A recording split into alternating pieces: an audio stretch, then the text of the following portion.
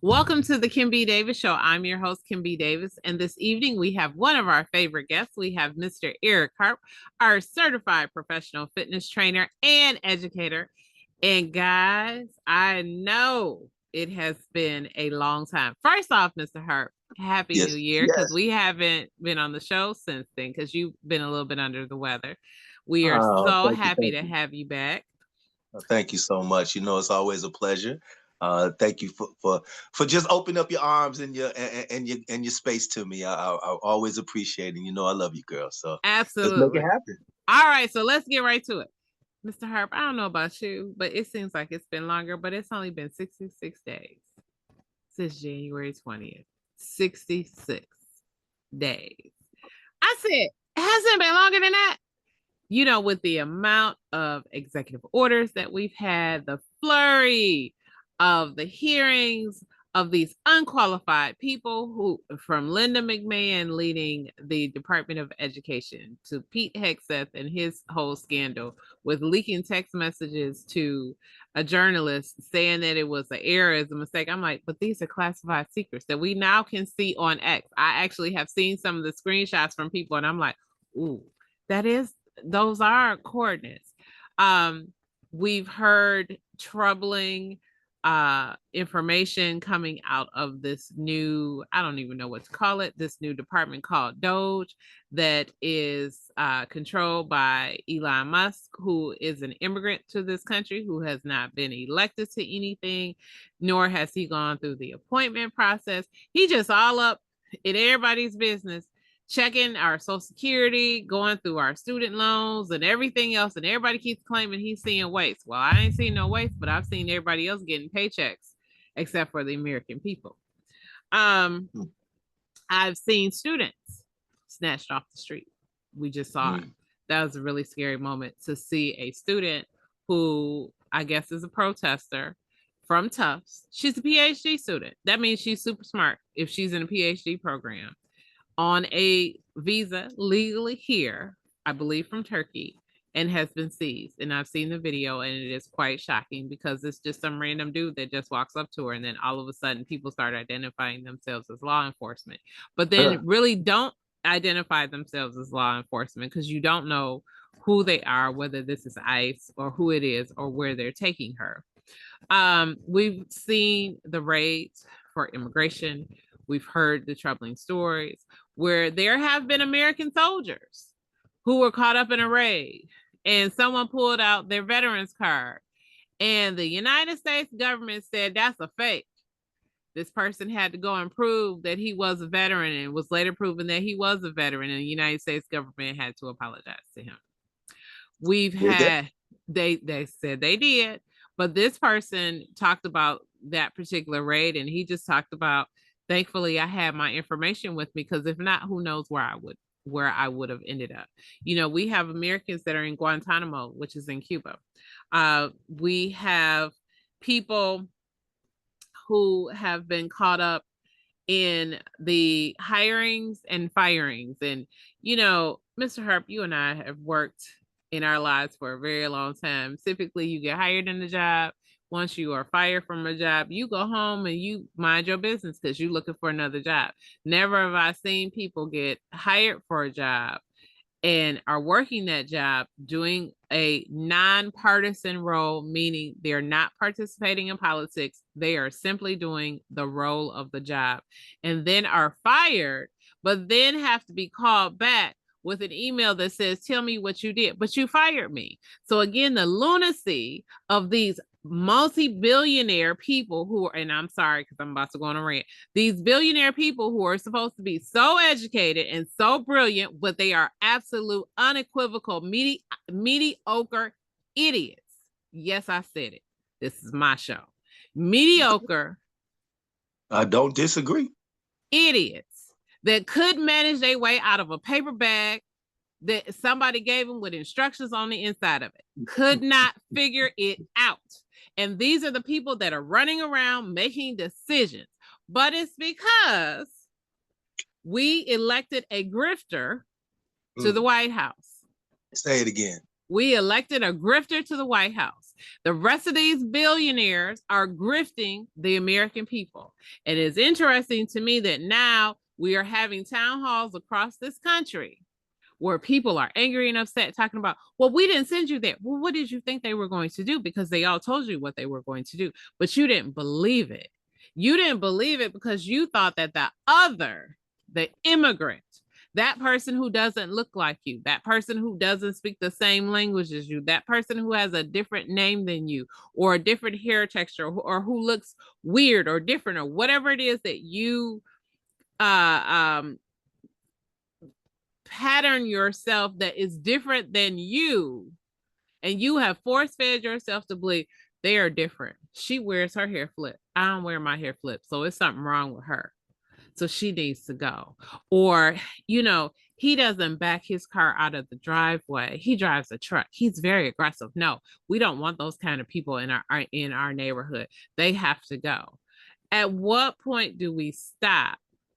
But now those same things that people were complaining about when we found out this past summer when Roe v. Wade was overturned, and everybody started to talk about all the other things from birth control to gay marriage to interracial marriage. We're seeing it in Tennessee. They've outlawed interracial marriage. I don't know if it's actually legal, but they were trying to pass a state law that says that you can't be in an interracial marriage. I said, oh, and just recently in the last couple of days, this administration rolled back segregation laws in federal contracts. I said, oh, so we going back to white and black fountains? Because you know what will happen is somebody will say, well, it's my right. I don't like black people. There's something wrong with them. But then if black people say, well, we don't like white people and we don't trust white people, how can you say that? That makes you a racist. It doesn't make us a racist. It makes us a realist. We live in America. We're under threat every day when we walk out of our homes because somebody is going to say, either you don't belong there. There are videos of people who drive nice vehicles and someone will walk up and say, that's my vehicle. Total crackhead. And I'm not being funny because there's a case where there was a woman who went to a Walmart, which is another reason why I can't stand Walmart. And she had a BMW, a Mercedes or something. And she was just a regular person. She wasn't flashy or nothing. She just went grocery shopping or went shopping, got in her car, and this white lady with no teeth, and I mean this truthfully, no teeth, walked up and said, this is her car. And so she started screaming to other people that this black woman had stolen her car. So all of a sudden, all these white men came out from everywhere to stop this black woman from getting in her car. She said, this woman don't have no teeth, and you sit up there listening to her? She says, this is my vehicle. I have the key. What are you talking about?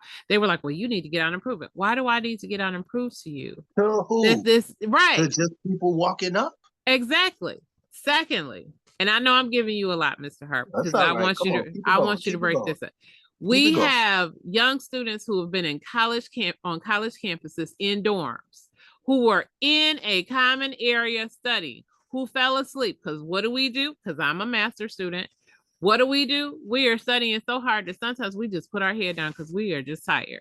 So you lay down in your college campus dorm in the common area, and because somebody who doesn't look like you, oh, that person doesn't belong. Obviously, she can't. You don't know me. You haven't asked the question. I'm sleeping. I'm not a homeless person. I have books next to me. And now you're telling me that I don't belong here. And then we have to call the police, and then the police have to be involved. And then it has to become a big thing where I have to find out that I'm a student there and I absolutely do belong. But because you never took the opportunity nor the time to get to know me or to ask me a question, or even just to say, hey, are you okay? Do you need anything? No, I'm really, really tired. Can you just give me a minute? Okay. And go about your business. But we don't do that in this country. And then lastly, we are getting rid of our OSHA. So regulations for workplaces. We are changing the rules for how we protect our workers. We're changing the rules for how we deal with sick and paid time. In my job, I just got a notice that says they're refiguring out how to do that. And I'm just like, okay, y'all just playing with people's time because some billionaire, mediocre dude said, well, I work 7 days a week. You're a CEO. That's what CEOs do. And you probably get paid $7 million. Your average worker does not. You cannot expect somebody who works on your factory line, who answers your phone or answers customer requests or whatever it is, to work 7 days. And if you people think that that's what's going to happen, this country is going to erupt. You also have an idiot who's running Health and Human Services, who's talking about vaccines because he had a brain worm, that vaccines are bad. Meanwhile, in Texas, we got a measles outbreak. We got a tuberculosis outbreak in Kentucky. We got COVID, the worst influenza outbreak that we've had, they said, I believe, in a decade. Everything in the Petri dish is running around. And everybody that I know that has been sick, Mr. Harp, they've all said they've got some weird cough or weird nasal drip or something going on. But we don't have anybody of intelligence or worth. Yes, I said it. Intelligence or worth that's leading any agency. We just got a bunch of morons running around calling themselves educated, telling everybody this is what to do. And there's a segment of our population, all these mega people, who are like, oh, we finally got our country back. You got your country back from what? Where's your country go? Because the last time I checked, Mr. Hurt, George Floyd was killed, what, in 2020? How many murders have we had of Black men by police since then? And before that, we still had lynching. The last thing I'm going to say, my husband said something to me, and it was a profound point. And when he first said it, I had to look at him and like, huh, this is the country that's supposed to be the greatest country in the world. And there are many aspects of it that are. But this is also the same country that had to create laws to make people stop hurting other people. We had to make laws that said that lynching Black people was illegal. We had to make laws that said that you can't lie on someone. And although there's a law for that? There's a law for that. It's called perjury. You can't lie in court. Oh, so under oath. Under oath. So if you're under oath and you lie about somebody or something, yes, you perjured yourself. Definitely. But we love to say we're a Christian nation. Well, I'm trying to figure out which of the 10 commandments we haven't broken, because we break them quite often when we coveting what our neighbors have and, the same administration. It's interesting because many of these same leaders, especially the men, all have multiple wives. So I'm like, that's called adultery. So I'm just trying to figure it out, Mr. Herb. The mediocrity, 66 days, the mediocrity is just amazing to me to watch and to listen to people justify that. But I'm going to be quiet and let you talk. Well, listen, the great soliloquy, but 66 days. Yes. I mean, the biggest thing you said in 66 days. Mm-hmm. All right. The man that was elected president in his administration for this year, and he's on his second term. Yep. He destroyed the country during the first term. Mm-hmm. And he's destroying it again the second term. Mm-hmm. Now, I mean, it shouldn't take a rocket scientist to sit back and just observe that everything he touches turns to, yeah, okay, Mm-hmm. it's just messed up. All right, everything's going downhill from day one, which he said on day one he was going to do. What he's done is just destroy the country. Now, some of the biggest highlights, the meeting with Zelensky. And that horrible demonstration on live television, orchestrated attack on him, which is sent Ukraine into a deeper spiral,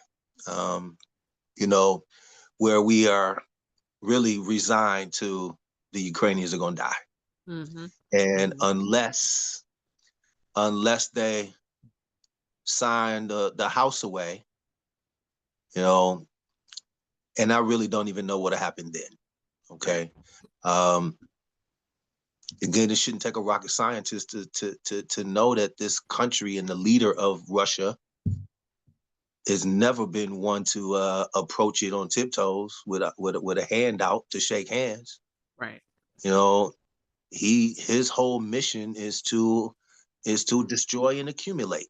Mm-hmm. And so now our president's mission is to destroy and accumulate. Mm-hmm. Right.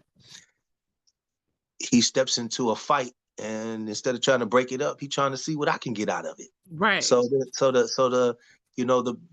if we just go back to last 2 years, this war in Israel between the Palestinians and the Israelites, which has been going on forever, but over in the Gaza Strip, Israel's been doing some outlandish things. Mm-hmm. Hamas has been doing some outlandish things, but that war between them, everyone who seems to weigh in on it negatively against the Israelites, are canceled. We're back into our cancel culture. So during the college protests, well, the people, the Jews, the Israelites, the natives of the 12 tribes, right? We again pull the victim card out, and anyone who disagrees is now, throwing stones. Mm-hmm. So what we see have come to roost on that is recently we have this, the organizer of that particular protest at Columbia. He's been arrested and he's been disappeared. Yep. Nobody knows where he is. Okay. Just recently we had a young lady at Tufts University disappeared. Mm-hmm. No one knows where she is over the last couple days. Now, we doubt we'll even get to it because, the most recent thing that happened over the last day or so is our incredibly stupid Department of Defense. Mm-hmm. So we have a Fox News host, a weekend host, not even the better host, right? But one of the weekend hosts was tapped to be the Secretary of Defense. Mm-hmm.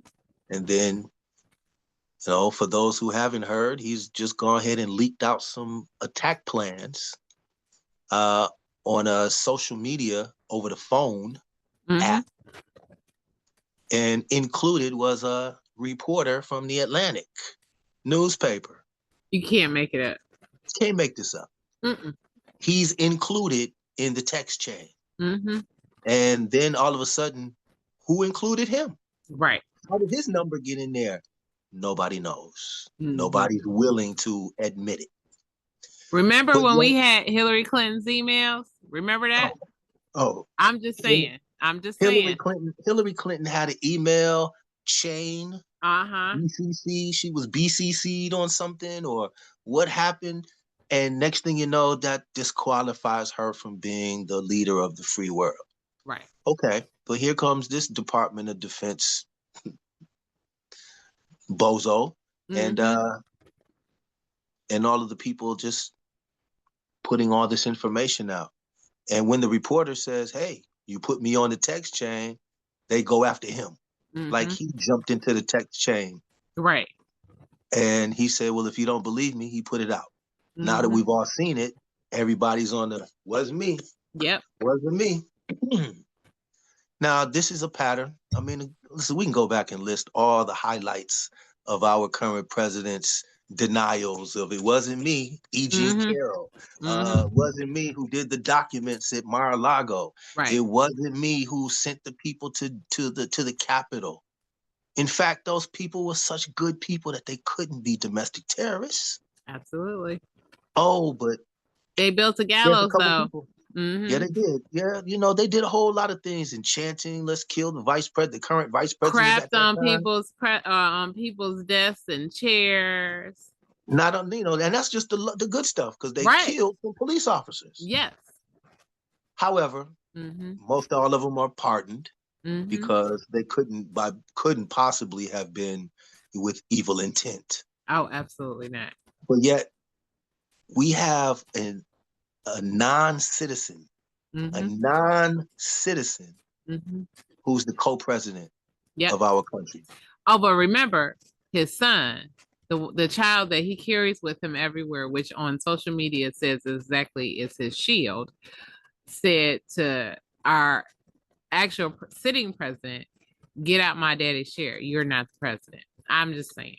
We all saw it. It got caught on the hot mic. You know, again, you can't make that. A non-citizen. While the country and we have a non-citizen who is co-president, while the duly elected man is going after every non-citizen he can find. Absolutely, yeah. To deport them. So the irony is lost. You have Hillary Clinton with an email. You have our Secretary of Defense messing up real bad with the text chain, but nobody sees the irony.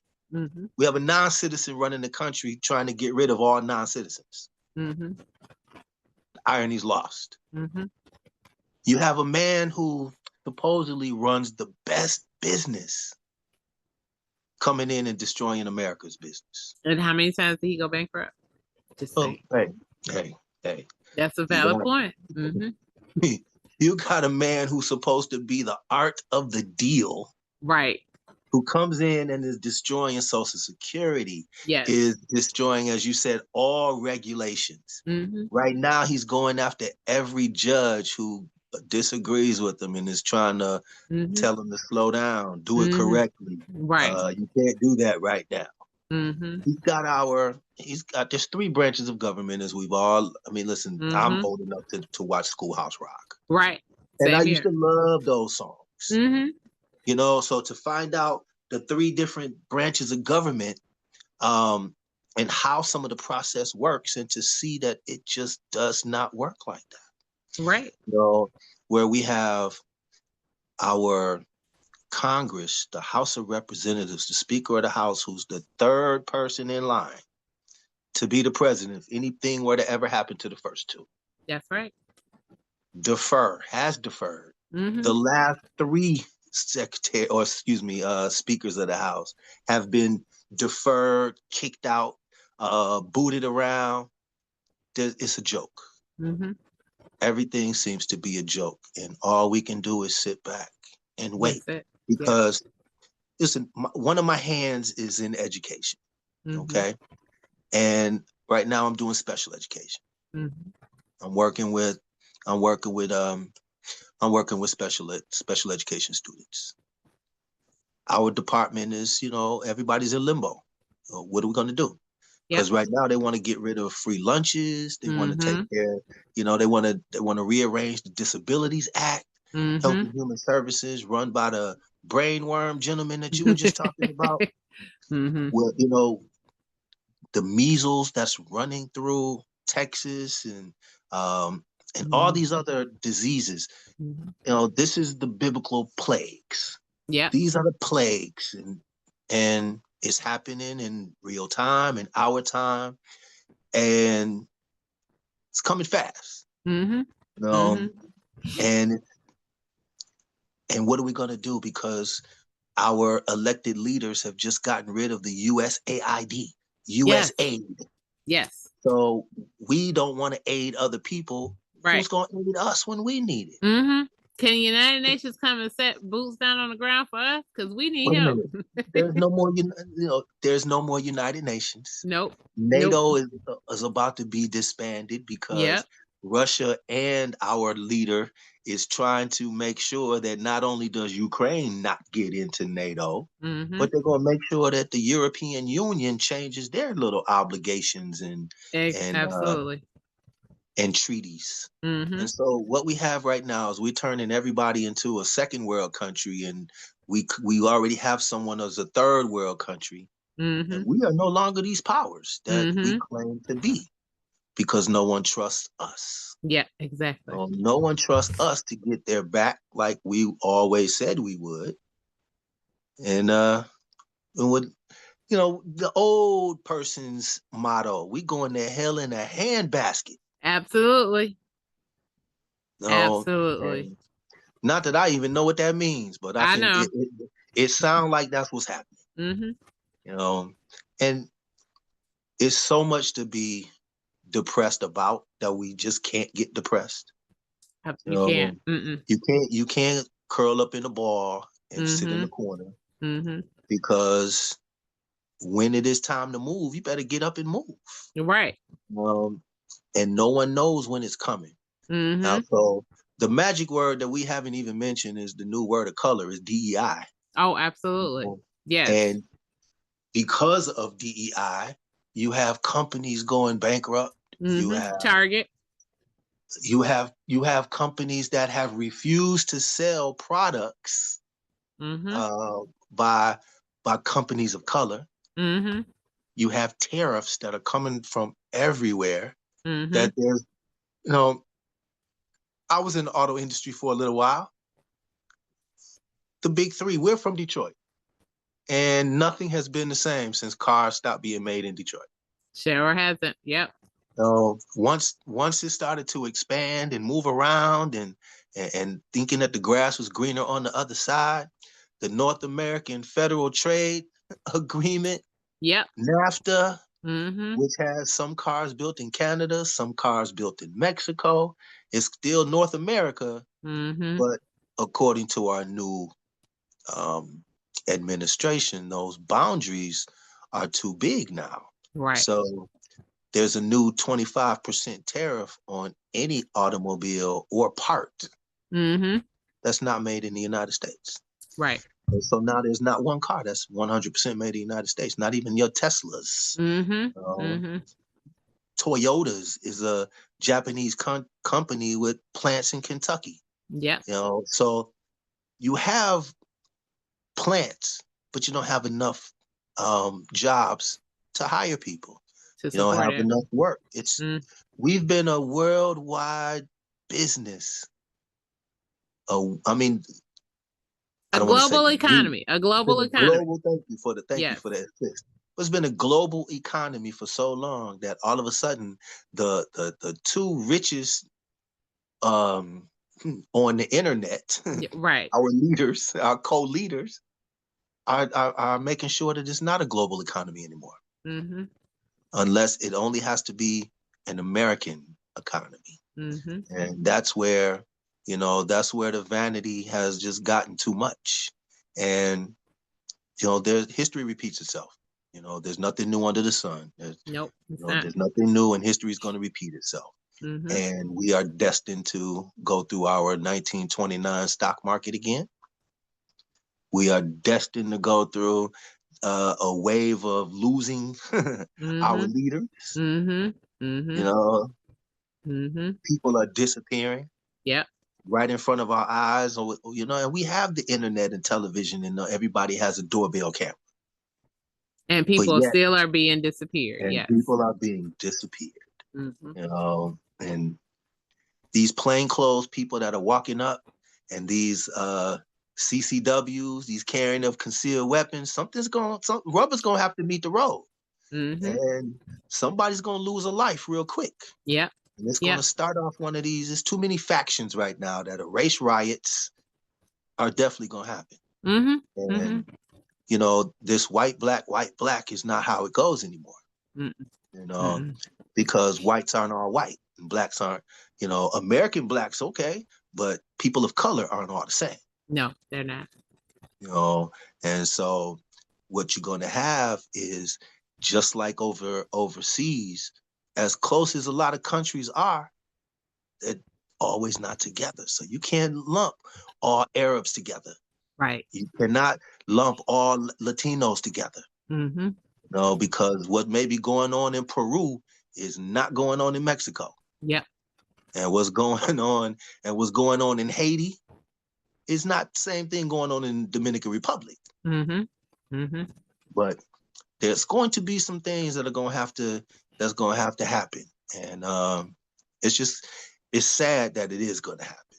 And again, 66 days. I know. My man has been promising all of these things that he was going to do on day one. And, I don't give him credit for being right. Right. I give him credit for his ambition. And all the people who are helping him and assisting him to make sure that what he has said come to fruition. Right. So this Project 2025 that's being disseminated into our Constitution, which they're going to amend to 2031, which they're going to amend to 20 whatever. Mm-hmm. You know, our U.S. Constitution now is so under attack because 1776 was just way too long ago. Right. And there's absolutely no way that our Department of Defense, or excuse me, our Department of Justice, the DOJ, can last unless they seal themselves off. And they haven't. They are just as partisan as everybody else. They're participating in attacks on people. There was a warning issued from the Department of Justice against Congresswoman Jasmine Crockett that she was, I know that she was, I love Jasmine Crockett, that she was inciting things, and they were like, you need to stop. And I'm like, well, what did she say? And then when you go back and look, I'm like, but she didn't say. You're just mad because she told the truth, and you don't like the fact that she has a platform and that she can say it and that people actually listen to her. You know, they try to the irony of, let me just jump in real quick. Please go. Marjorie Taylor Greene. Oh my goodness. Yeah, let's talk about it. You see, if Marjorie's loud, herself, raggedy, you know, she can go out and she can be loud and say whatever she wants to say and be as rude as she wants to be. Disrespectful. It's accepted. Sure is.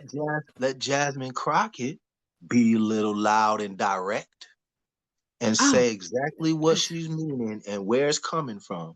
And all of a sudden, go ahead. I'm sorry. That black girl magic. Right. You see that black girl magic, you know, it scares people. It does. It's the angry black woman. They don't know what to do with it.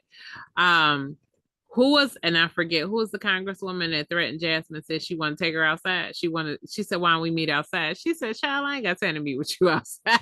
Was that Lauren Boebert? No, I don't think that was Lauren Boebert. I think that was Mace something. Oh yeah, Nancy Mace. Yes. Yeah. Yes. Well, I'd like to see that. Put that on pay-per-view. Come on, I'll throw some money up on that. Jasmine will wipe the floor with that little girl. I'll throw a couple dollars in FanDuel on that one. But you know, it is interesting, but I want to read something because, you know, this year we're really going to focus on our mental and physical well-being, keeping our spirit. As I told our last guest, I said, I've really leaned in on my faith because what I understand this to be a spiritual war. This is a wrestling of the spirit. This isn't just about greed. This is about evil running rampant. And the Bible says in Leviticus 19:34, you shall treat the stranger who sojourns with you as the native among you, and you shall love him as yourself, for you were strangers in the land of Egypt. I am the Lord your God. There was a guy I was watching a video before I came on the show with you, Mr. Harp, and he was talking about how Europeans, especially white Europeans who came over, have formed the core of the identity of what it means to be an American. And I often ask the question because there are a few people that I follow on social media, and especially for the indigenous of this land, the original occupiers of this land, the Native Americans. Many of them have been caught up in immigration raids because they said, well, ICE can't differentiate between us and the Latinos and Hispanics. And, you know, there's so many layers to that. You could make fun of that, like, wow, you can't tell the difference. Not that you should be able to or you shouldn't. That's not the conversation. But understanding that your hate is so deep that you don't even recognize that the people that were originally here, who the land that you stole from, who were kind to you and made sure that you didn't die, which is why we have Thanksgiving. Say it again. That made sure that you didn't die. So that's why we have Thanksgiving. So for everybody who, it's funny because it's almost as if a veil has been lifted. So much information on social media, the internet, and just different connections with people is now coming through. So, Mr. Harper, I don't know about you, but I know when I was a kid, we were told the story that the Puritans came over here. They were starving. They ain't had no clothes. They was cold. The Native Americans, the Indians, had some corn and some other food. Turkey. Yeah, and they shared with them, and they were like, "Here, you can be our friend. We're going to feed you and take care of you." And then how did they repay them? They went ahead and killed them. Right. But I just heard another story from an indigenous group, and they said that's the sanitized version. They said what really happened. Well, what really happened, so you have to go look it up yourself to understand it more, is that these Puritans tried to raid the I guess the resources that the indigenous people had. They tried to burn them out, and so they raised up and slaughtered these people. And I guess towards the end, that's why they were like, we don't have no food. Can you please help us? We sorry we burned y'all families and stuff out. But can you give us a little bit? So I guess the indigenous people did. The last thing I'll say on that, I went to Africa last year and it was an amazing experience. And I got an opportunity to visit slave castles. So I've seen the slave castles. I understand what slavery looked like from the perspective of Africa. But what I also understood or learned and understood more is that Africans, like indigenous people, are hospitable. We believe in hospitality. And I say we because most people of color, if you go into, I don't care if it's African Americans, if it's Latino Hispanics, if it's Middle Eastern, even Asian, if you are in any of these groups and you go in and visit someone and they offer you something, you better take it, because if you don't, it's considered rude. They are giving you their kindness, their grace, their hospitality. They are extending themselves to you. And it's interesting because every group of people that Europeans encountered, they took advantage of that. They took advantage of their kindness. And when they came to Africa, essentially what they saw was jewels, oil, whatever else that they saw. And they were like, y'all just sitting around here with all this stuff. Don't you know what you could do with this? And they was like, we don't need that. We live in harmony with the land. We're fine. So they had to figure out a way to take it because they thought that they knew better than these people. Sounds like Ukraine, don't it? It does. It does, doesn't it? They know all this oil and precious aluminum and exactly. oil? Let me have that. And you not sharing it. You not sharing it. Hold up. You Palestinians are living here in this little palm tree strip of. Let me get that. I could build some condos here. I could build some condos. I could make some money because you obviously don't know what you're doing. Right. So listen, the it's horrible. Once you live a little bit and go back and check out some of our history and the whitewashing. Now speaking of whitewashing, how just recently, how this Department of Defense has been under the DEI and the elimination of DEI has been trying to scrub a lot of our historical figures and their contributions to America getting wiped out through the Army. Like notably boxers like Joe Louis or George Washington Carver, or a whole bunch of inventors and Jackie Robinson, the baseball player, first Negro Major League Baseball player. Spent a lot of time in the Army too. Yep. So he's got a whole display up in Cooperstown, New York, at the Baseball Hall of Fame. But he's also got some information in museums of the U.S. Army. Mm-hmm. And the Tuskegee, the Tuskegee airmen, Mm-hmm. their stories, Mm-hmm. and a lot of these figures who did a lot more. Mm-hmm. Like Jesse Owens was in the Army, Mm-hmm. Mm-hmm. gold medalist in the Olympics. But a Mm-hmm. lot of these people under DEI are having their profiles and their information scrubbed, Right.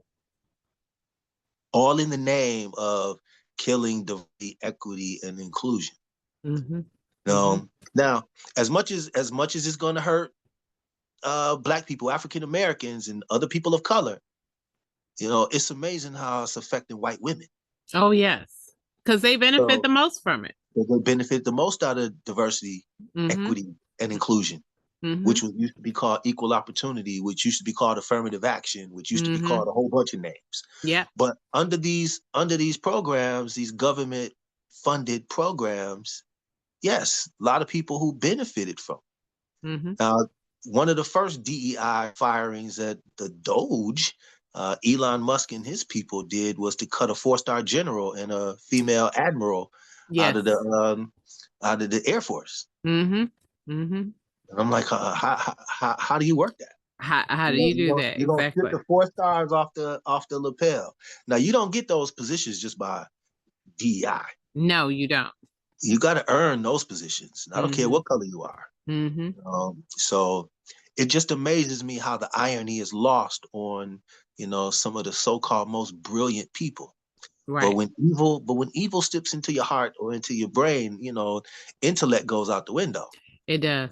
It absolutely does. Compassion, intellect, and all of those other morals that that we used to rely on or try to instill in our family members, our children. Those things are out the window. Yeah. So we have a leader of our country who has no problem calling people Pocahontas, who has no problem calling Sleepy Joe or calling names to anyone. All of a sudden is going to get offended when Jasmine Crockett uses Hot Wheels and claims she's not even talking about the wheelchair that the governor is in. All right. You have people now getting offended when someone is called out of their name when our leader has already set the precedent of this is the way it goes. So the irony is just, the irony is lost. How the aggressor gets punched in the mouth and all of a sudden start crying to be the victim. Exactly. It's just the bully. It's the bully mentality. We can just be a bully and we'll keep bullying you. But when you fight back and you actually knock the bully down, you can't do that. You're not playing fair. You're not fighting fair, but you were never fighting fair. So what are we talking about? So what are we talking about? There we go.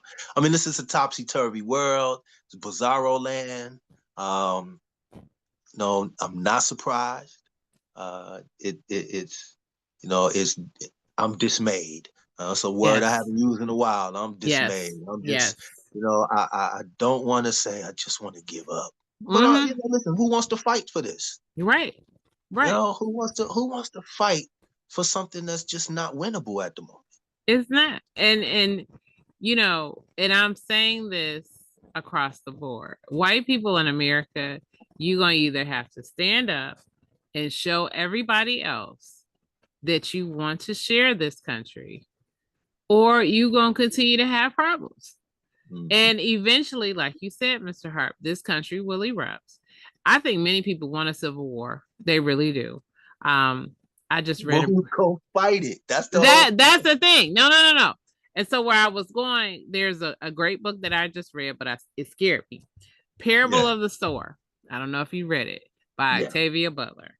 It is a amazing book, but it's super scary because it parallels so much of what's actually happening, where there is some disaster that's taking place in the country, but not everywhere is safe.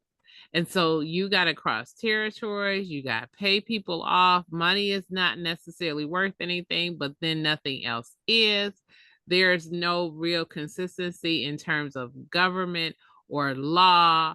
Everything is just lawless. People just out here walking, trying to survive. And there's really no safety because everybody around you can be a threat. Because if you have something, somebody else may want it. And one of the things that I keep telling people, we're watching these tariffs now. The tariffs have just been announced. So there's a 25% tariff tacked on to all cars that are imported. Okay, Mr. Harp, let's walk this back. So when we were in COVID, remember there was the computer chip shortage. Computer chips aren't made here. They're made overseas. The bulk of our car parts truly are made someplace else and then shipped here.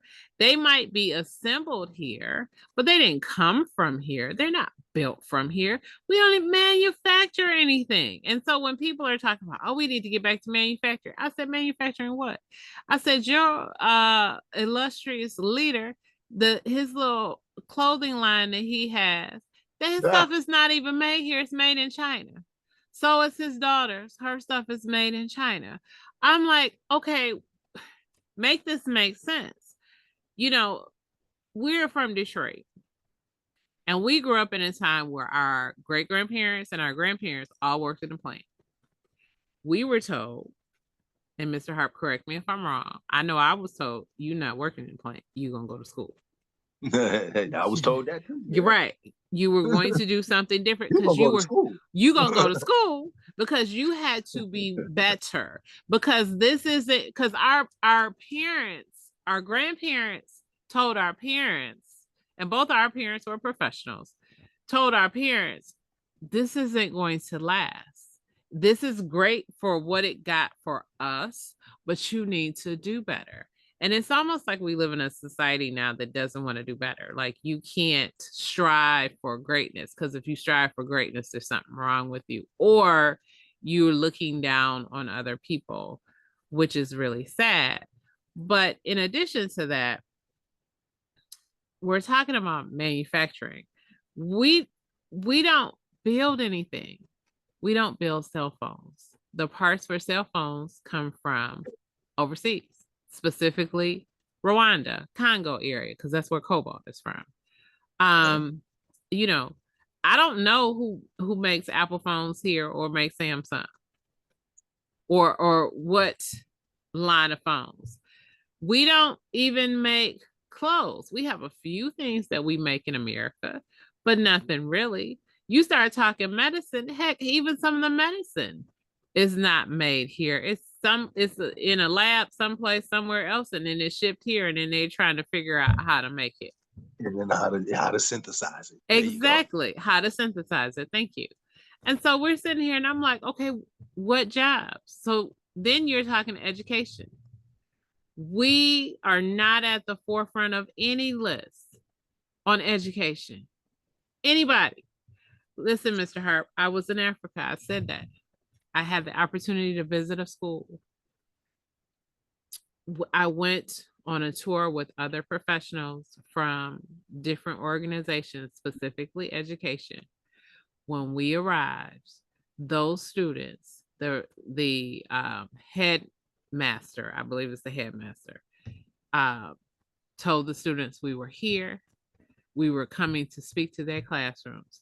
Mr. Harp, I never saw kids scurry to a classroom so fast to get in their seat to listen to some Americans tell them something.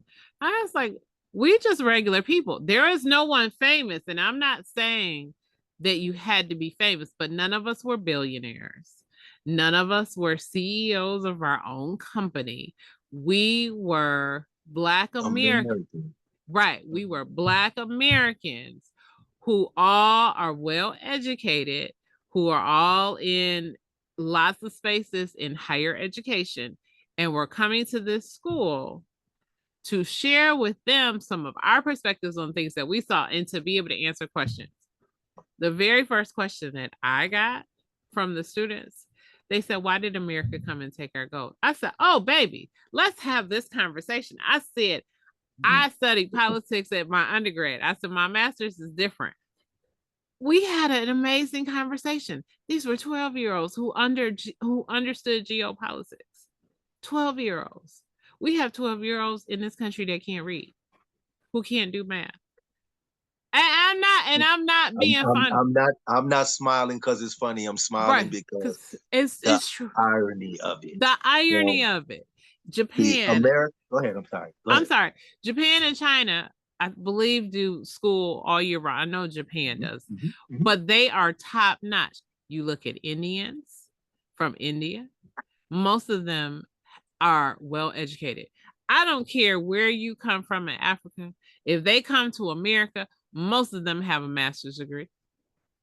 I have not, they believe in education. And I have a friend who is Ugandan.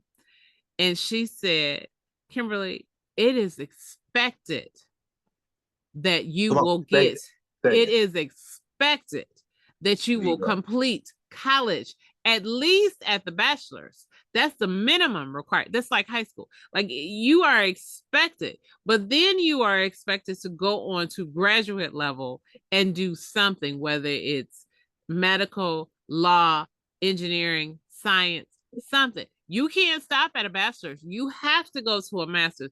That is ingrained in their minds. And so I remember this. So while I was in this African school, I'm looking at all these beautiful Black children who all have these different ethnicities and come from these different clans. And I'm like, these children are brilliant. They could give college students a run for their money. Well, listen, let me go jump ahead. in. Go ahead, please. Listen, being who the country is. I mean, I'm just a resident of this country, but our country. No, change it. You a citizen. You were born here. You were born here because somebody here and they'll ICE will be at your door. Resident, I'm a citizen. You are more than a resident. But we live here in this country. Right. We are citizens. So as a citizen of this particular country, all right. The United States has always rested on its laurels of being the top notch. Okay. And there are times when the attitude gets so lax that we so far ahead of everybody that we just cruising and coasting, while every other country is trying to come up to the standards of the United States. Now, when it comes to education, I mean, listen, we can go back in history. We still the newest country, so we still the new land. So there was nothing that outpassed Egypt, okay, and the scholars that would come out of that part of the world, okay, to the point where Italy, Great Britain, and all these other countries had to go to Egypt to learn science and math. Okay.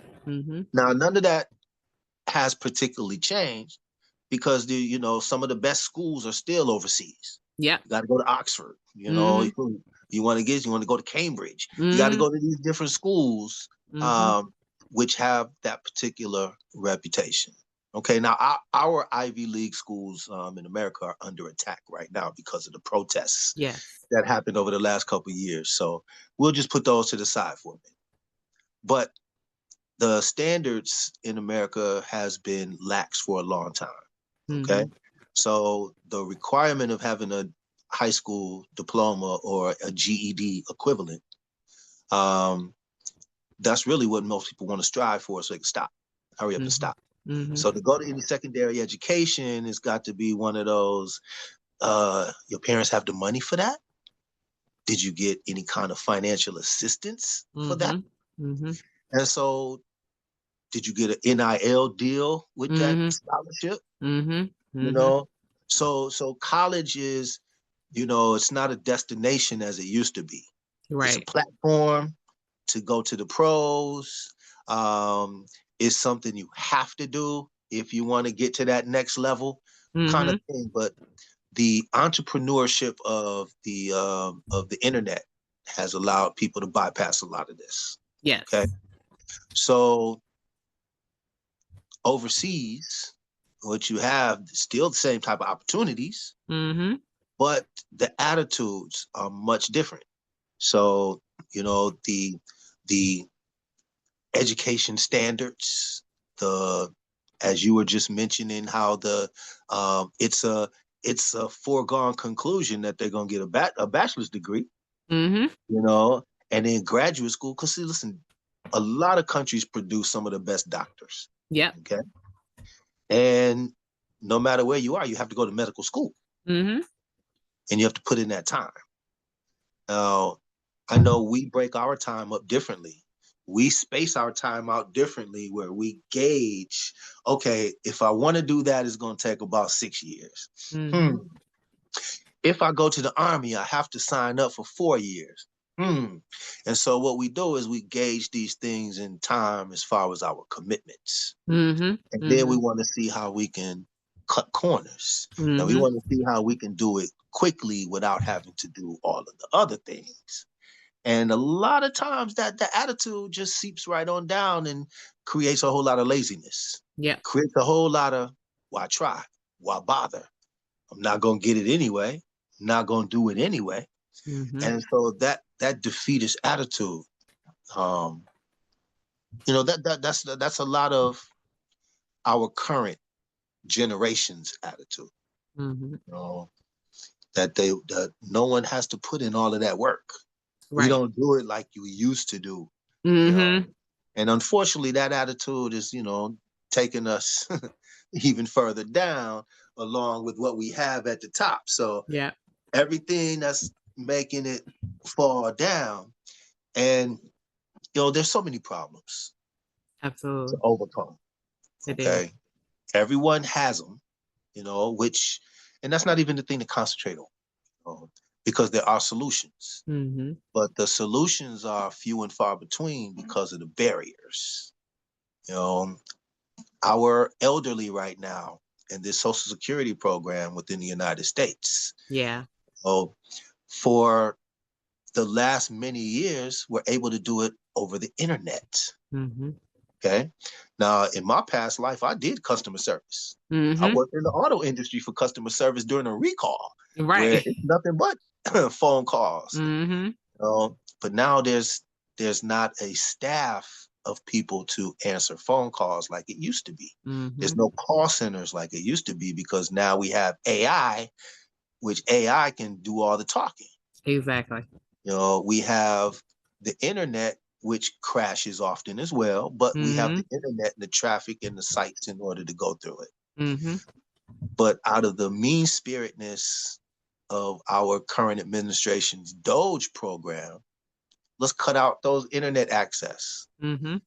Let's go ahead and cut even more of those call centers and the ability to answer the phones, and let's make these elderly people get up and go in to a station, all in the name of, we have to verify fraud. Right. But we're closing sites, so it won't be convenient for you. So you're going to have to drive or wait a really long time to see somebody. And Now, so for those, Detroiter, right. being a Detroiter, what if you got one station on the east side and one on the west side?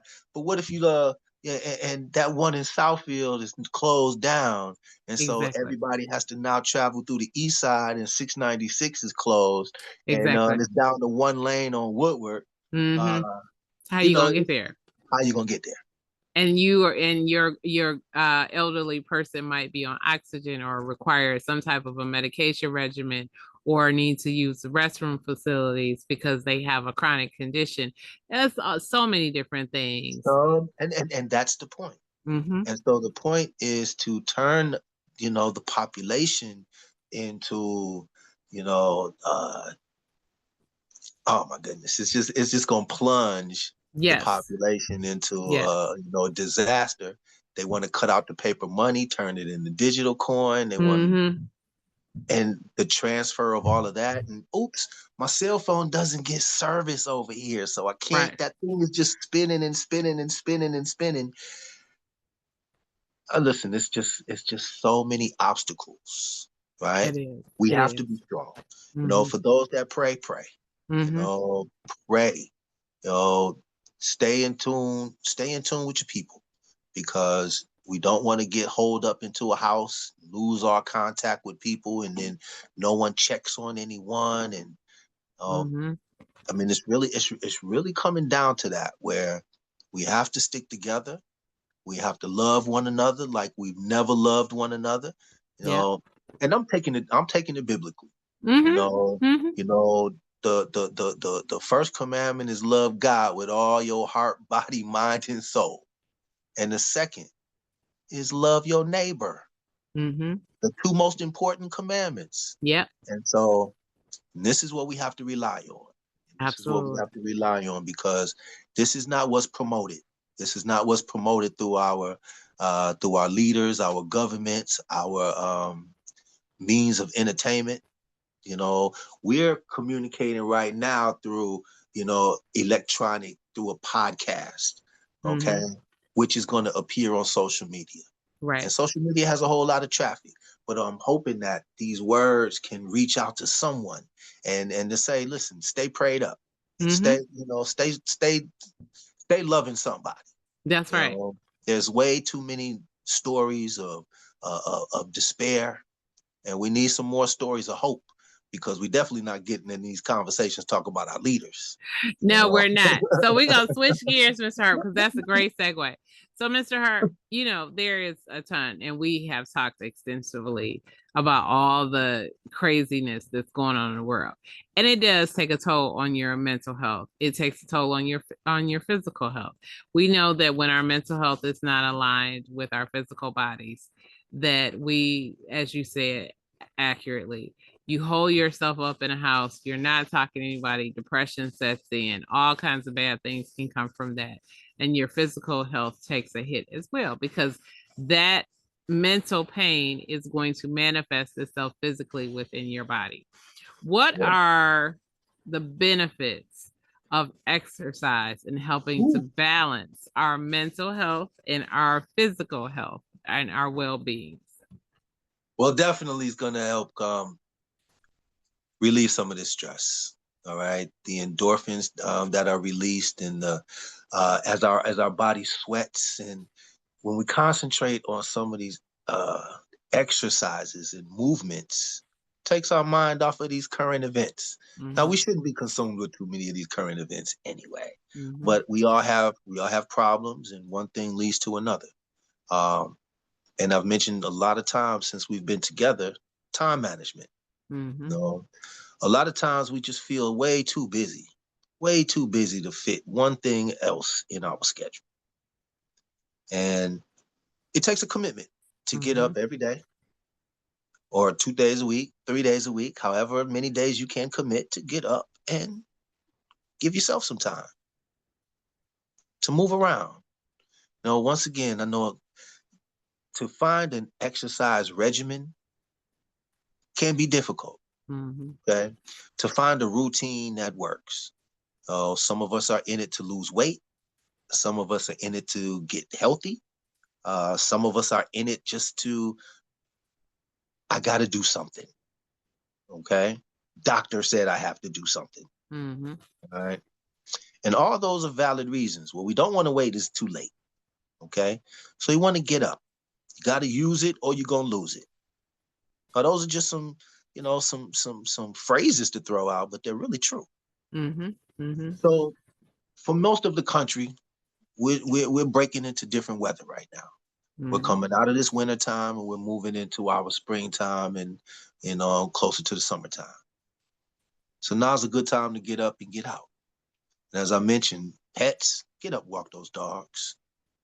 Walk those dogs. Push that stroller around and get those kids out. Walk them to the playground. In fact, get on the swing and swing with them. Move around that merry-go-round with them.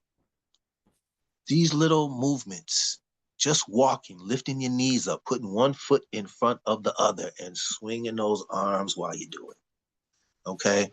Just Mm-hmm. start there. Start there and then move up. Right? I know there's a lot of people in a lot of gyms that are offering a lot of discounts. But I've noticed driving around, there's a lot of gyms closing as well. Mm-hmm. Mm-hmm. Which means that a lot of people may have memberships and just not using them. Right. Okay.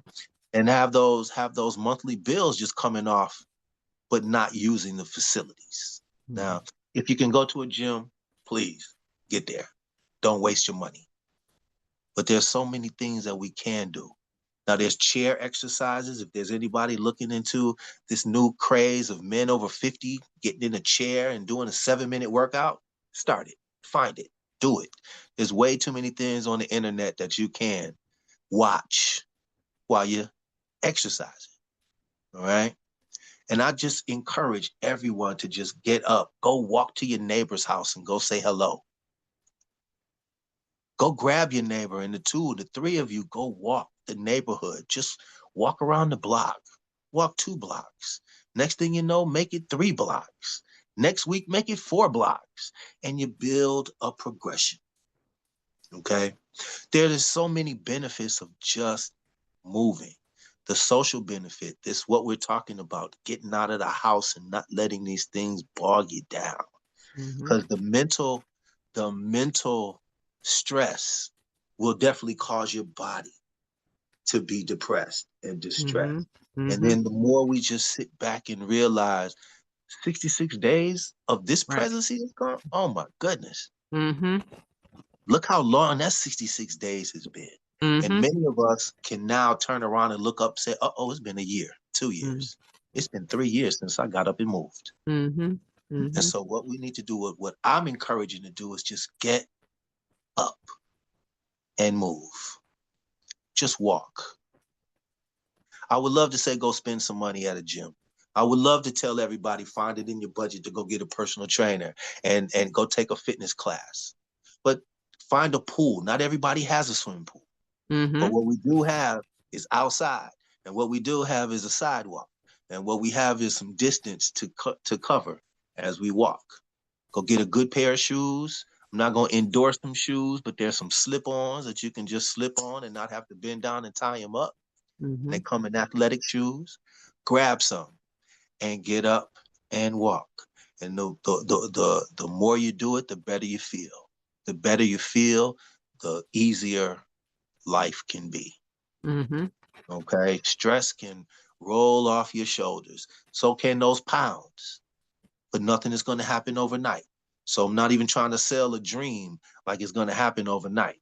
It will happen. But you do have to get up and go. Got to get up and move. Okay? And it's as simple as that. All right? And once we do it, you'll be amazed at how easier it becomes. Getting up and down, getting in and out of the car. Everything that we do on a daily basis becomes just a little bit easier. Because as far as I know, until they say stop, until you get that email that says, what have you done? Name 5 things that you've done lately. You better keep working. And when listen, many of us have our set schedules, those morning schedules where it's almost impossible to get up a little bit earlier and walk. Sometimes we are so tired when we get home, it's almost impossible to get outside and walk. Many of us don't have that money to go stand on the machine with a belt that's going to go under us while we walk. So what we need to do is to just fix it in our head, the biggest muscle in our body, fix it in our brain, that we need to get up and get 1 foot in front of the other. Okay? Don't have to put a time on it. You don't have to say, I need to do this within 15 minutes. Just get out and enjoy the weather and put those headphones on, listen to your favorite music, and 1 foot in front of the other. And when you get back home, wipe that sweat, take a shower, and say, ooh, I feel so much better. And that's as simple as it is. And that is a great way to end our podcast. Thank you, Mr. Harp, for being with us today. Before we get out of here, tell us how we can reach you, to talk with you, and then how we can follow you on social media. Well, Mr. Davis, once again, I just want to thank you for letting me be here tonight. Had a pleasure. You can find me personally, Eric Harp 9 at Gmail, ESQ360 on your social platforms. Come find me. I'll see you soon. All right. All right. Thank you, Mr. Harp. We know the next month we're going to have much more to talk about, and we are going to continue focusing on our mental health and our physical well-being and making sure that we let that stress roll off of us, that we get our movements in. Yes, getting our movements in. And yes, we spend a lot of time breaking down so many issues. That's because we haven't been on air with you for a while. So we wanted to break down some things. But really and truly want to encourage each and every one of you that is seeing this show or that is listening to this show, do not feed into this mess that are these executive orders. This is called awe and shock. This is a military strategy. This is just what this administration wants to do, to overwhelm you. And how does the enemy do that? And this is me talking spiritual. How does the enemy do that? The enemy clouds your mind and makes you feel like, oh, I can't figure it out. I can't function. I'm overwhelmed. Physical exercise can help alleviate that. I know that I walk when I'm stressed. And oftentimes I visualize myself, because I'm a visual person, walking over whatever my problems are.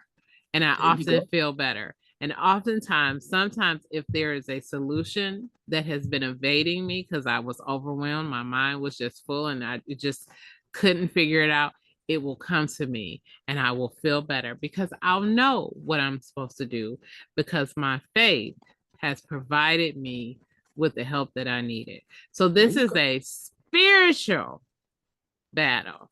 And I want each and every one of you to lean on your faith, lean on each other, or whatever your support system is to get through this. We fight not against flesh and blood, but of spiritual principalities. There you go, spiritual principalities. So, but keep moving. We're going to see you on our next show. You know, you guys can find me on Facebook, Twitter, Instagram, TikTok, Snapchat, Red Note, LinkedIn. Ooh, everywhere. I am everywhere. I got to go back to my list. I don't even remember. Fan base, Threads. I'm on all of those. You know, you can see this show at youtube.com/Kimberly Batcher Davis. You can hear this show on Apple, Spotify, Stitcher, Google, Wisdom, and Audible. You can learn more about me as an author at kimbdavis.com. I hope you will join us on our next episode. Thank you again for tuning in. And as always, remember, be magnificent.